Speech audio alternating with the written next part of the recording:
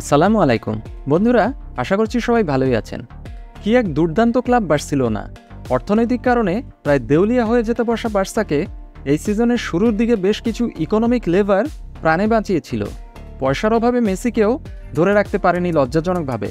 তারপরেও অনেক নাটকীয়তার শেষে সিজন শুরু করে বার্সা।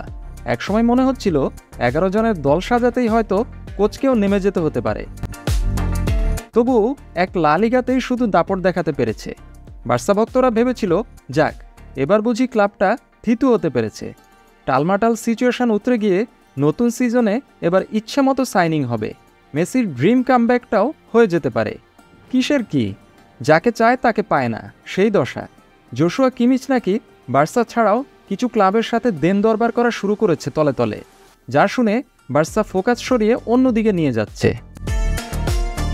জুলস কুন্ডে এর ভেতর শুরু করেছে আরেক নাটক।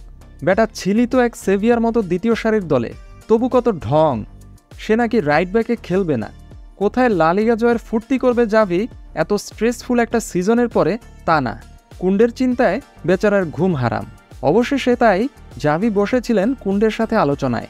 আলাপ শেষে জাভি বলেছেন কুন্ডের সাথে কোনো সমস্যা আর নেই। আমি তার সাথে কথা বলেছি, হ্যাঁ আমরা এখন হ্যাপি, আর সব কিছুই খুব পরিষ্কার ছিল। আমি কোনো সমস্যা দেখছি না। আমরা দুজনেই আলোচনা শেষে খুশি মনে বেরিয়ে এসেছি। এবার দেখা যাক কুন্ডে অভিমান ভুলে নেক্সট সিজনের দিকে মনোযোগ দেন কিনা, নাকি কাল সকালে ঘুম থেকে উঠেই আবার কান্না শুরু করে দেন। তবে আমি নিশ্চিত কুন্ডেকে বার্সা 80 মিলিয়ন ইউরোর অফার পেলেই চোখ বন্ধ করে বিক্রি করে দেবে।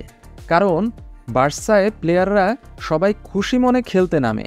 এখানে মান অভিমানের কোনো অবকাশ নেই।